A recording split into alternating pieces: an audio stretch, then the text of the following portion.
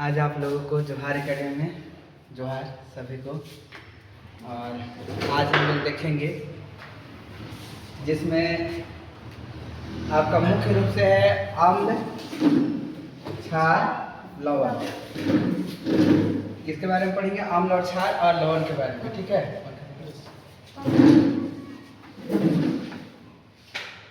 आप देखिए, अम्ल हम लोग मुख्य रूप से किसको कहते हैं? ऐसे बहुत सारा पदार्थ है जिसे हम दैनिक जीवन में उपयोग करते हैं, ठीक है। और दैनिक जीवन में जब पदार्थ को यूज करते हैं, उपयोग करते हैं, जो खाने में खट्टा लगते हैं उसे हम लोग अम्ल कहते हैं। ऐसे मुख्य देहाती भाषा में बोले तो खाने में जो खट्टा लगेगा वो अम्ल है, खाने में जो कड़वा लगेगा वो क्षार है। लेकिन अब हम लोग यहाँ पर देखेंगे तो उसका कुछ अवधारणा है और उसका कुछ मुख्य बात है, ठीक है। तो उसको हम लोग थोड़ा सा अध्ययन करेंगे, जिसमें सबसे पहले है अम्ल और क्षार का परिचय। तो हमारे दैनिक जीवन में हम विभिन्न प्रकार के स्वाद वाले भोज्य पदार्थों का सेवन करते हैं। खट्टा भी खाते हैं, मीठा भी खाते हैं, तीता भी खाते हैं, बहुत तरह के भोजन पदार्थ खाते हैं, ठीक है। पदार्थ का सेवन करते हैं, कुछ खट्टे होते हैं तो कुछ कड़वे होते हैं, कुछ पदार्थ खट्टा भी होता है और कुछ कड़वा होता है। नामकीन रसायन विज्ञान के दृष्टिकोण से रसायनों को उनके गुण के आधार पर 3 मुख्य रूपों में विभाजित किया गया। कितने भागों में बांटा गया है? 3 भागों में। पहला हो गया अम्ल, दूसरा हो गया क्षार और तीसरा हो गया लवण। यानी अम्ल को अलग रखा गया है, क्षार को अलग रखा गया है और लवण को अलग रखा गया है, ठीक है। इस विस्तृत अध्याय में नोट्स में हम इनके भौतिक और रासायनिक गुणों की पहचान करने के लिए पीएच का मान, पीएच वैल्यू के बारे में जानेंगे और महत्वपूर्ण औद्योगिक रूप से महत्वपूर्ण लवणों का गहन अध्ययन करेंगे। और नोट्स अब आगे इसमें देखेंगे हम लोग विस्तृत अम्ल और क्षार को एक एक करके, जिसमें सबसे पहले यहाँ पर बात करेंगे हम लोग अम्ल का। अम्ल को अंग्रेजी में क्या बोलते हैं? एसिड बोलते हैं, ठीक है।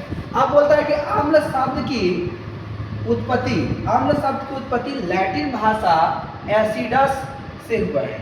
किससे हुआ है? एसिडस से। पूछ देगा कि अम्ल शब्द की उत्पत्ति किससे हुआ? एसिडस से हुआ है, जिसका अर्थ होता है क्या चीज? खट्टा। रसायन विज्ञान में अम्ल उन पदार्थों को कहा जाता है जो निम्न विशिष्ट गुण प्रदर्शित करते हैं।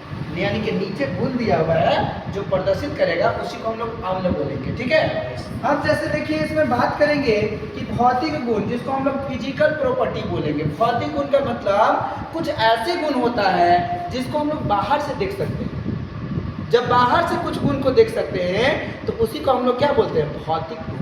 एक होता है भौतिक परिवर्तन और एक होता है रासायनिक परिवर्तन। तो उसी प्रकार से यहाँ पर भौतिक गुण है। जैसे स्वाद, स्वाद की बात करेंगे, किसका स्वाद? तो अम्ल का स्वाद। ये स्वाद में क्या होते हैं? अत्यधिक खट्टे होते हैं। जैसे टमाटर खाते हैं ना, तो टमाटर कैसा लगता है? खट्टा लगता है। इमली खाते हैं, खट्टा लगता है। उसके अलावा दही खाते हैं, खट्टा लगता है। नींबू खाते हैं, खट्टा लगता है। तो ये सभी पदार्थ क्या है? अम्ल है। यानी जो स्वाद में खट्टा होता है वो अम्ल है। दूसरा, सूचक का प्रभाव। सूचक का मतलब पीएच, पीएच से जोड़ते हैं इसको, कि यदि नीले लिटमस पत्र को लाल रंग में परिवर्तित कर देगा। जैसे मान लीजिए एक बीकर लिए, ये बीकर है, ये बीकर में अम्ल डाला हुआ है। क्या डाला हुआ है? अम्ल डाला हुआ है। अब इस अम्ल में हम लोग क्या करेंगे? लिटमस पत्र को डुबाएंगे। एक प्रकार का लिटमस पत्र है, ये लिटमस पत्र को क्या करेंगे? डुबाएंगे। इसमें डुबा देंगे लिटमस पत्र। जब डुबाएंगे तो ये क्या कर देगा? नीला से लाल कर देगा। लिटमस पत्र कैसा था? नीला था। अब नीला लिटमस पत्र को क्या कर देगा? लाल कर देगा। क्या कर देगा? लाल। जब नीला को लाल कर देगा तो हम लोग समझेंगे कि वो क्या है? अम्ल है। क्या है? अम्ल है। दूसरा, अवस्था के बात करेंगे। इसमें किसका बात करेंगे? अवस्था। तो एक ठोस अवस्था में भी रहता है, द्रव अवस्था में भी रहता है और गैसीय। यानी अम्ल को 3 अवस्थाओं में भी रखा जा सकता है। ठोस में भी रखा जा सकता है, द्रव में भी, गैस में, ठीक है, पाए जाते हैं। परंतु इनका जलीय विलयन में ही अम्लीय गुण प्रदर्शित करता है। जैसे मान लीजिए पाउडर के रूप में अम्ल रहेगा ना, तो अपना अम्ल का प्रभाव नहीं दिखाएगा, ठीक है। पाउडर के रूप में रहेगा तो वो अम्लीय नहीं लगेगा। जब उसको पानी में घोल देंगे ना तब अम्लीय लगेगा। ठीक है, अगला है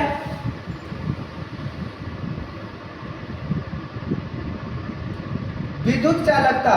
विद्युत चालकता की बात करेंगे तो अम्लों का जलीय विलयन में विद्युत का चालन होता है।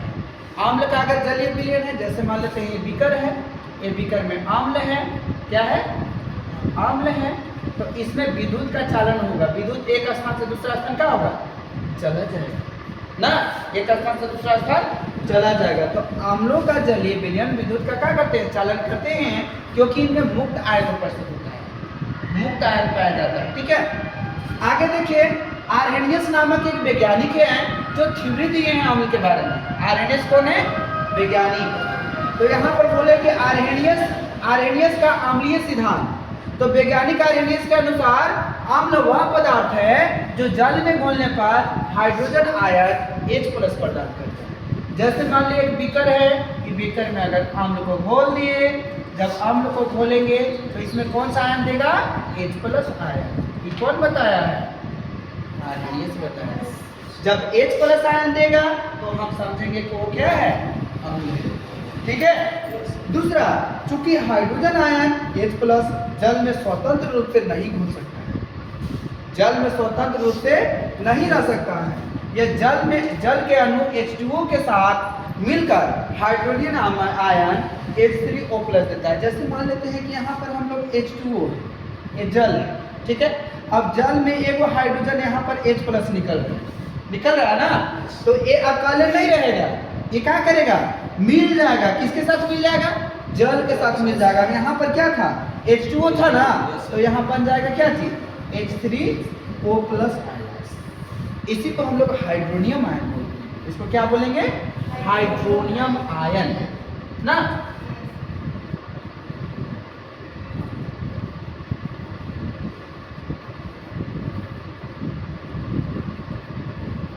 ये हाइड्रोनियम आयन हो गया। ठीक है, अब देखेंगे आगे, यहाँ तक समझ गए कि जब H+ जल में किसी चीज को हम लोग को घोलेंगे तो H+ आयन देगा, और H+ आयन जो है वो जल के साथ मिलकर के H3O+ आयन देगा। ठीक है, देखिए यहाँ पर रिएक्शन दिया हुआ है, देख रहे हैं ना, कि क्या किया गया, HCl। HCl का मतलब हाइड्रोक्लोरिक अम्ल।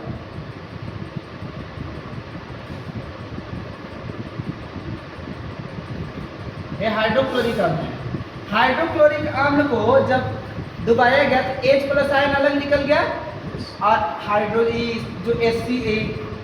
क्लोरीन है वो अलग निकल गया। अब यहाँ पर जब इसको जल के साथ अभिक्रिया कराया गया तो हाइड्रोनियम आयन बना दिया यहाँ पर, ये आर्हेनियस के अनुसार। ठीक है, आगे देखेंगे,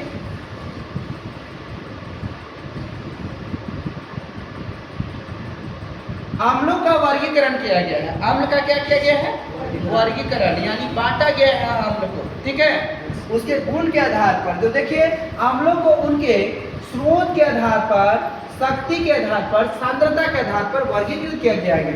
ठीक है, पहला स्रोत के आधार पर, स्रोत का मतलब कि कहाँ कहाँ से अम्ल प्राप्त होता है, उसके आधार पर उसको अलग अलग वर्गों में बांटा गया। ठीक है, तो स्रोत के आधार में देखेंगे तो एक होता है कार्बनिक अम्ल, जिसको हम लोग ऑर्गेनिक एसिड बोलेंगे।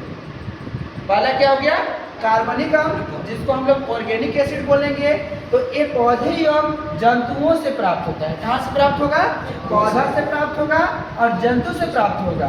ये कमजोर और दुर्बल अम्ल होते हैं, इन्हें खाया जाता है। जैसे नींबू है ना, तो नींबू पौधा है ना, तो वो पौधा से प्राप्त हो रहा है, तो कैसा अम्ल है, कार्बनिक अम्ल। पूछ देगा कि संतरा में कैसा अम्ल पाया जाता है, कार्बनिक अम्ल कि अकार्बनिक अम्ल, तो संतरा हो गया कार्बनिक अम्ल, नींबू कार्बनिक अम्ल, इमली कार्बनिक अम्ल। ठीक है, जंतु में जैसे चींटी के डंक, चींटी जानते हैं ना, तो चींटी के डंक में कौन अम्ल पाया जाता है, मेथेनोइक अम्ल पाया जाता है। चींटी के डंक में क्या पाया जाएगा, मेथेनोइक अम्ल। तो वो भी कैसा अम्ल है, कार्बनिक अम्ल है। ठीक है, इसी तरह से चींटी के डंक हो गया। उसके बाद आप देखिएगा कि नेटल का डंक, नेटल का मतलब अलकुसी का पौधा। ठीक है, अलकुसी का पौधा जब एक बार लटक जाता है तो पूरा खिलाता है दम, तो उसमें भी मेथेनोइक अम्ल पाया जाता है। ठीक है, अब तो एक प्रकार से कमजोर अम्ल है, इससे ज़्यादा प्रभाव हमारा बॉडी में नहीं होगा, अगर मान लेते हैं कि इसके अलावा दूसरा अम्ल, जैसे अभी देखेंगे हम लोग, जैसे एसिड, सिरका, सिरका में पाया जाता है एसिटिक अम्ल, सिट्रिक अम्ल, सिट्रिक अम्ल नींबू में पाया जाता है, लैक्टिक अम्ल कहाँ पाया जाता है, दूध या दही में। तो ये सब क्या है, कार्बनिक अम्ल। कैसा अम्ल है, कार्बनिक अम्ल। आगे देखिए अकार्बनिक अम्ल, जिसको हम लोग खनिज अम्ल कहेंगे। अकार्बनिक अम्ल को क्या बोलेंगे, खनिज अम्ल बोलेंगे। ये पृथ्वी के खनिज से तैयार होता है। किससे तैयार होता है, खनिज से। खनिज से, खनिज किसको बोलते हैं, पृथ्वी में जो खनन रूप से हम लोग निकालते हैं जिसको, वो खनिज अम्ल। ठीक है। अब यहाँ पर देखिए ये मानव निर्मित होते हैं। कैसे होते हैं, मानव निर्मित, और अत्यंत प्रबल और संक्षारक होते हैं। अत्यंत प्रबल होता है और संक्षारक होता है। ठीक है। जैसे देखिए हाइड्रोक्लोरिक अम्ल यानी HCl, सल्फ्यूरिक अम्ल यानी H2SO4, नाइट्रिक अम्ल HNO3, ये सब प्रबल अम्ल है, स्ट्रॉन्ग अम्ल। ये अम्ल अगर गिर गया ना तो जला देगा, इसको हम लोग नहीं खा सकते हैं। ठीक है। अब एक कैसे प्राप्त होगा, खनिज से प्राप्त होगा, और जो अम्ल खनिज से प्राप्त होगा उसको हम लोग अकार्बनिक अम्ल बोलते हैं या खनिज अम्ल भी बोलते हैं। ठीक है। अम्ल स्रोत के आधार पर दो प्रकार से देखिए हम लोग। अब देखिए प्रबलता के आधार पर, शक्ति के आधार पर, शक्ति। ठीक है, कौन कितना स्ट्रॉन्ग है। तो प्रबल, एक प्रबल अम्ल हो गया, प्रबलता के आधार में एक प्रबल अम्ल, और एक होता है दुर्बल अम्ल। प्रबल का मतलब जो ज्यादा शक्तिशाली होगा वो प्रबल अम्ल है, और जो हल्का कमजोर होगा वो दुर्बल अम्ल है। प्रबल में नहीं होता है कि जो मजबूत रहेगा वो प्रबल है, और जो कमजोर रहेगा वो क्या है, दुर्बल है। तो यहाँ पर देखिए कि जो अम्ल जल में पूरी तरह से आयनित होकर अधिक मात्रा में, कितना मात्रा में, अधिक मात्रा में H+ आयन उत्पन्न करेंगे, ज्यादा मात्रा में H+ आयन उत्पन्न करेंगे, तो उसको हम लोग क्या बोलेंगे, प्रबल अम्ल बोलेंगे। ज्यादा मात्रा में जब H+ आयन उत्पन्न करेगा तो उसको क्या बोलेंगे, प्रबल अम्ल। जैसे HCl, H2SO4, HNO3, इसको हम लोग बोलेंगे हाइड्रोक्लोरिक अम्ल, ये सल्फ्यूरिक अम्ल, ये नाइट्रिक अम्ल। ये तीनों जो है वो प्रबल अम्ल के श्रेणी में है, और प्रबल अम्ल के साथ साथ एक अकार्बनिक अम्ल है। कौन अम्ल है, अकार्बनिक। दूसरा देखिए दुर्बल अम्ल, यानी कि दुर्बल अम्ल में बात करेंगे तो जो अम्ल आंशिक रूप से आयनित होते हैं और कम मात्रा में H+ आयन उत्पन्न करेंगे। ज्यादा मात्रा में H+ आयन उत्पन्न नहीं करेंगे। कितना मात्रा में उत्पन्न करेंगे, कम मात्रा में। जब कम मात्रा में H+ आयन उत्पन्न होगा तो उसको हम लोग क्या बोलेंगे, दुर्बल अम्ल। और ज्यादा मात्रा में H+ आयन उत्पन्न होगा क्या बोलेंगे, प्रबल अम्ल। ठीक है। अब प्रबल का 3 एग्जाम्पल है, हाइड्रोक्लोरिक अम्ल, सल्फ्यूरिक अम्ल, नाइट्रिक अम्ल। और दुर्बल का देखिए क्या क्या है, तो एसेटिक एसिड, जो कहाँ पाया जाता है, सिरका में पाया जाता है। सिरका में क्या पाया जाता है, एसेटिक अम्ल। इसके बाद देखिए कार्बनिक अम्ल, ये कार्बनिक अम्ल है, CH2CO3, ये कार्बनिक अम्ल है। ठीक है। नींबू में पाया जाएगा सिट्रिक अम्ल, वो भी दुर्बल अम्ल का उदाहरण है। अब देखिए प्राकृतिक स्रोत और उपस्थिति अम्लों की तालिका। तो प्राकृतिक अम्ल जैसे देखिए सिरका में कौन सा अम्ल पाया जाता है, सिरका में तो एसेटिक अम्ल पाया जाएगा। इसका सूत्र क्या है, CH3COOH। इसी प्रकार से संतरा, संतरा में या नींबू में, नींबू और संतरा देखे ना है, दोनों एक जैसा हल्का है। ठीक है। तो इसमें पाया जाता है क्या चीज, सिट्रिक अम्ल। इसका सूत्र क्या है, C6H8O7। इसी प्रकार से इमली, तो इमली में क्या पाया जाएगा, टैट्रिक अम्ल। इमली खाते हैं ना, इमली में टैट्रिक अम्ल। इमली का जो पाया जाता है उसका सूत्र क्या है, C4H6O6। ठीक है। इसी प्रकार से टमाटर है, तो टमाटर में कौन सा अम्ल पाया जाएगा, ऑक्सैलिक अम्ल। ठीक है। इसका सूत्र क्या हो जाएगा, C2H2O4। इसके बाद देखिए खट्टा दूध या दही, इसका रिसोर्स क्या है, तो लैक्टिक अम्ल। क्या हो जाएगा, लैक्टिक अम्ल। इसका सूत्र क्या है, C3H6O3। इसके बाद देखिए चींटी का डंक या नेटल का डंक। चींटी को चींटी जानिए रहे हैं, नेटल का मतलब अलकुसी का पौधा समझना। अलकुसी का पौधा में क्या पाया जाएगा, तो मेथेनोइक अम्ल, या दूसरा नाम इसका फॉर्मिक अम्ल है। इसका सूत्र हो जाएगा HCOOH। ठीक है।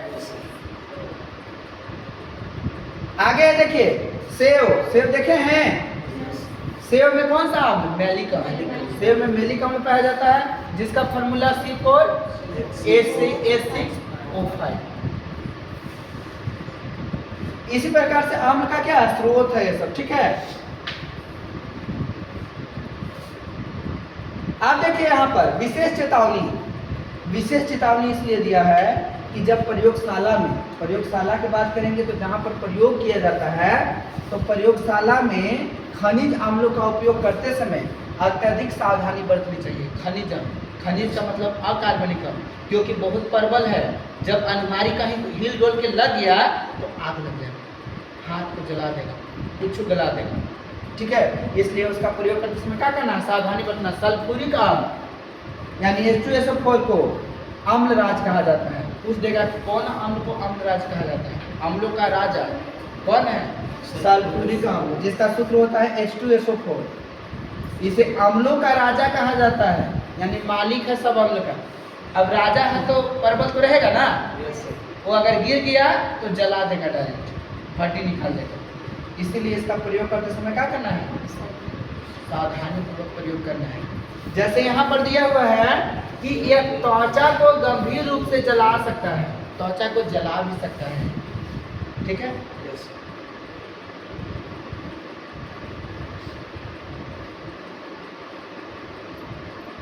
आप देखिए आम्ल का कहानी खत्म हो गया, अब आ गया क्षार, जिसको हम लोग बेस बोलेंगे, ठीक है।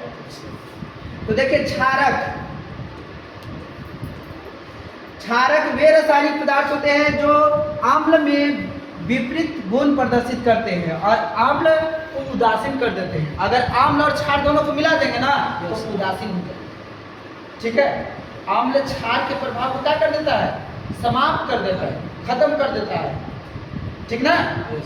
अब यहाँ पर देखिए भौतिक गुण, क्षारक का भौतिक गुण क्या क्या है? तो ये स्वाद में कड़वे होते हैं। स्वाद में कैसे होते हैं? कड़वा। जब चाटेंगे ना तो चाटने में कड़वा लगेगा। जैसे बेकिंग सोडा, बेकिंग सोडा देखें जिसको खाने वाला सोडा दिखाते हैं, उसको खाइएगा ना हल्का सा तो कड़वा लगेगा, वो क्या है? क्षारक है। दूसरा स्पर्श, इन्हें छूने पर या साबुन की तरह चिकने महसूस होते हैं। जब छुएंगे ना तो साबुन जैसा फिसलने लगेगा, एकदम चिकन, क्षारक। अगला है सूचक। तो सूचक अभी बताया था ना, क्या करता है? आम्ल जो है वो नीला को लाल कर दे रहा था, लेकिन ये लाल को नीला कर देगा। किसको नीला कर देगा? लाल को। ये बीकर है, इसमें क्षारक है। जब क्षारक डाला हुआ है और अगर इसमें लाल लिटमस पत्र डालेंगे, कैसा लिटमस पत्र? लाल लिटमस ऐसा रहेगा इसे। अब इसको जब डालेंगे ना तो ये कैसन हो जाएगा? यहाँ डालते के साथ कैसन हो जाएगा? नीला हो जाएगा, पूरा अपना कलर बदल देगा, ठीक है। ये लाल था, अब लाल से क्या हो गया? नीला। जब लाल से नीला हो गया तो हम लोग समझेंगे कि बर्तन में क्या होगा? क्षारक होगा, ठीक है। लाल से नीला हो गया तो समझेंगे क्या है? क्षारक होगा इसमें ना। आगे देखिए, इसमें विद्युत चालकता, इनकी जलीय विलयन में आयनों की उपस्थिति के कारण बिजली का संचालक होता है। विद्युत का यह संचालक है। अगर मान लेते हैं अम्ल क्षारक घोलल है, उसमें लाइन प्रवाहित कर दीजिए तो वो लाइन एक स्थान से दूसरा स्थान चला जाए, वो संचालक है बिजली का, ठीक है। अब देखिए आर्हेनियस, आर्हेनियस वैज्ञानिक है, अम्ल में भी आया था, यहाँ भी आया है। तो वैज्ञानिक आर्हेनियस के अनुसार क्षारक वह पदार्थ है जो जल में घोलने पर हाइड्रोक्साइड आयन OH मुक्त करता है। जल में जब घोलेंगे ना तो OH मुक्त करेगा। जैसे देखिए ये क्षारक है, ये क्या है? NaOH, ये क्षारक है। जब इसको जल में घोलेंगे ना तो क्या निकल रहा है? सोडियम अलग निकल जा रहा है, प्लस आयन, और यहाँ पर OH माइनस आयन बाहर निकल रहा है, यही क्षारक है, ठीक है। इसी तरह से मान लेते हैं KOH है, KOH जब जल में घोल रहे हैं तो क्या हो रहा है? ये अलग निकल जा रहा है, प्लस OH बाहर निकल जा रहा है। इसी प्रकार से Mg इंटू OH का होल 2 है, ये भी क्षारक है। इसको जब जल में घोलेंगे तो बनेगा Mg प्लस OH, बाहर निकल जाएगा, ठीक है। इसके अलावा और हो सकता है, जैसे मान लेते हैं कि कुछ भी ले लीजिए, कैल्शियम Ca इंटू OH का होल 2। जब इसको जल में घोलेंगे तो क्या हो जाएगा, Ca बाहर निकल जाएगा प्लस आयन के रूप में और OH बाहर निकल जाएगा। यानी किसी भी क्षारक को जब घोलेंगे तो उससे OH माइनस आयन का होगा, बाहर निकलेगा। ठीक है। अब देखिए क्षारक क्या है, तो सभी क्षारक जल में घुलनशील नहीं होते हैं। जितना भी क्षारक हो जल में घुलनशील नहीं होता है। जल में घुलनशील क्षारक को क्षार कहते हैं। जो जल में घुलनशील क्षारक है ना उसको क्या कहेंगे, क्षार। जो क्षारक, देखो क्षारक बड़ा है, क्षारक का हो गया, एगो क जुड़ल है।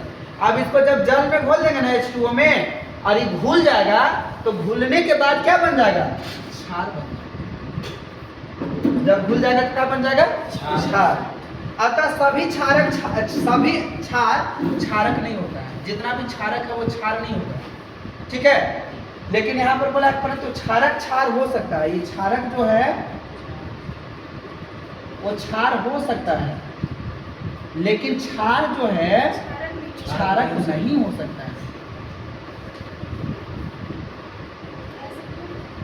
हाँ, ऐसा परिभाषा सबको पता चलता है कि जो जल में घुलेगा वही क्षार है। जो क्षारक जल में घुलेगा वो क्षार है, लेकिन जो नहीं घुलेगा वो क्षार नहीं ना है, तो केवल क्षार के रहेगा।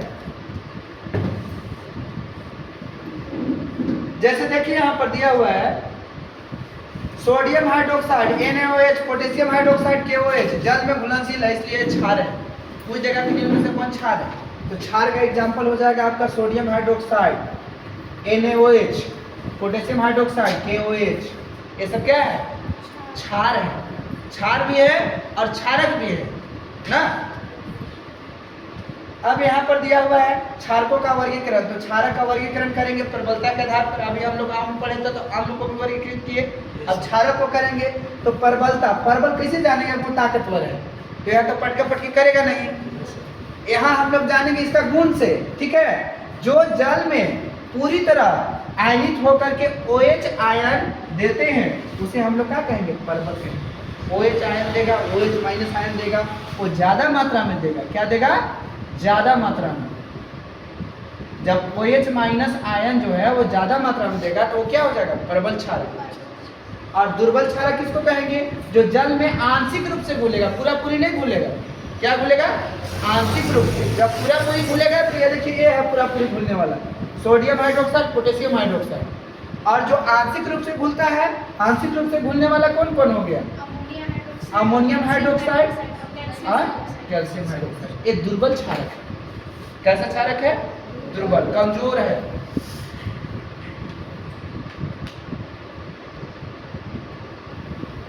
अब देखिए यहाँ पर सूचक है। सूचक किसको बोलेंगे, तो सूचक आम्ल क्षारकों की पहचान करता है। कौन आम्ल है कौन क्षार है उसको पहचान करने वाला को क्या कहेंगे, सूचक। बता देगा। जैसे आम्ल को हम लोग चाट के नहीं जान सकते हैं कि वो क्षारक है क्या। चाटने पर आदमी मर भी सकता है। कुछ ऐसे आम्ल हैं जो हमारे सेहत के लिए क्या है, हानिकारक है। कुछ ऐसे क्षारक है जो हमारे सेहत के लिए क्या है, हानिकारक है। अब पता चला चाटने के चक्कर में क्या हो जाएगा, ऊपरे चल जाएगा। हाँ, उसको पहचानने के लिए क्या किया गया, सूचक का प्रयोग किया गया। सूचक से पता करना है। सूचक मतलब उस पता करेंगे कि कौन आम्ल है और कौन क्षारक है। ठीक है। जैसे यहाँ पर देखिए कुछ गुण दिया हुआ है कि हम हर आम्ल और क्षारक को चाख कर नहीं देख सकते। लिख ले, चाख के देखेंगे तो गड़बड़ हो जाएगा, चखले चल जाएगा, चखा जाएगा। इसलिए उसको क्या करेंगे, क्योंकि विषैले संक्षारक हो सकते हैं इसलिए उनकी पहचान के लिए पदार्थों का उपयोग किया जाता है जिसे सूचक कहते हैं। जैसे पीएच स्केल का नाम सुने होंगे आप लोग। तो पीएच स्केल एक प्रकार के सूचक है। इसी प्रकार से कुछ प्राकृतिक सूचक भी है। जैसे देखिए यहाँ पर सूचक में प्राकृतिक सूचक। प्राकृतिक सूचक का मतलब जो वातावरण में मिलता है, साग सब्जी में है, मसाला में है। जैसे देखिए हम जो प्राकृतिक पौधे से प्राप्त होते हैं। जैसे देखिए लिटमस प्राकृतिक सूचक है। क्या है, तो लाइकेन के पौधा से प्राप्त होता है लिटमस। और लिटमस से पता चलता है, अगर लाल को नीला कर दिए तो क्या है, अगर कोई बिलियन में लिटमस पत्र को लाल को नीला कर देगा तो क्या है, क्षारक है। लाल को नीला कर देगा तो क्या होगा, क्षारक। और नीला को लाल कर देगा तो आम्ल। और कोई प्रभाव नहीं होगा तो उदासीन। ठीक है।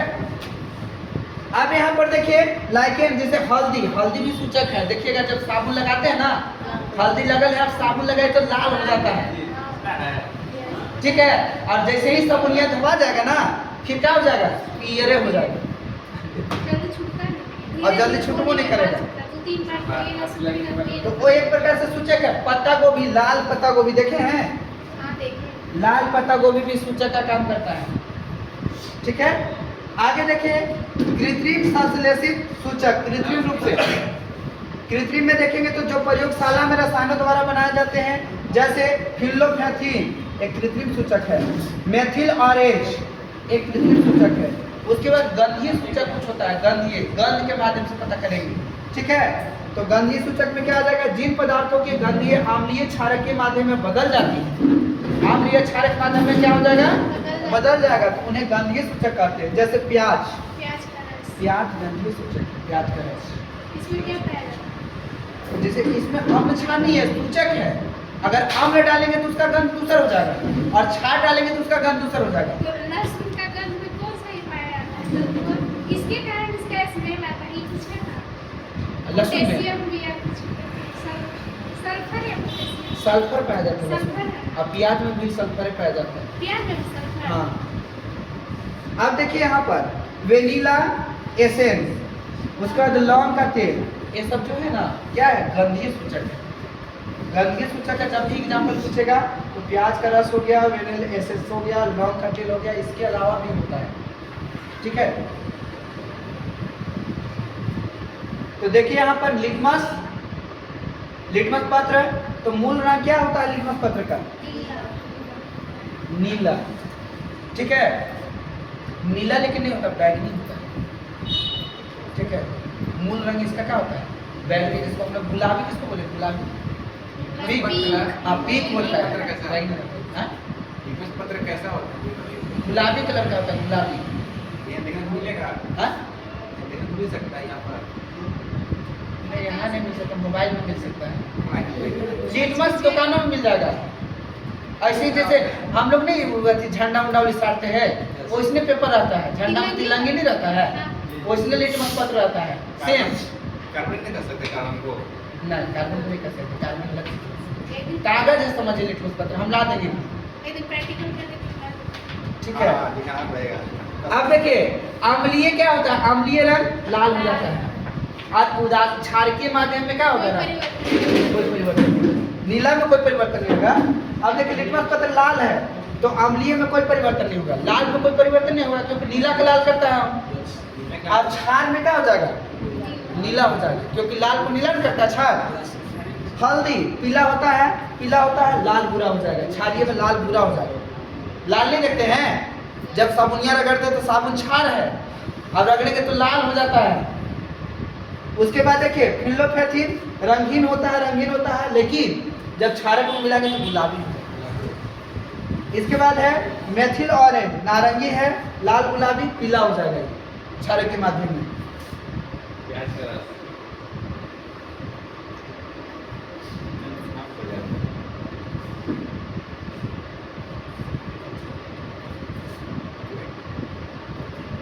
अब देखिए मेथिल ऑरेंज तो हम लोग देख लिए हैं। प्याज का रस विशिष्ट गंध होता है इसका ना, गंध में ऐसी रहती है, गंध समाप्त हो जाती है। उसके बाद है वेनिला एसेंस, मीठा गंध होता है, गंध अपरिवर्तनीय रहता है, गंध गायब हो जाती है। आगे है कुछ बात है, यदि किसी कपड़े पर सब्जी का दाग लग जाता है, जिसको हम लोग लगा कर देख भी लिए, हम यहाँ निकलेगा, और उसका साबुन रगड़ा जाए तो दाग पर रंग लाल भूरा हो जाता है, पानी से धोने पर वह पुनः पीला हो जाता है, क्योंकि साबुन प्रभाव हट जाता है। जब साबुन का प्रभाव हट जाता है, साबुन कैसा है, क्षारीय पदार्थ, साबुन एक प्रकार से क्षार है।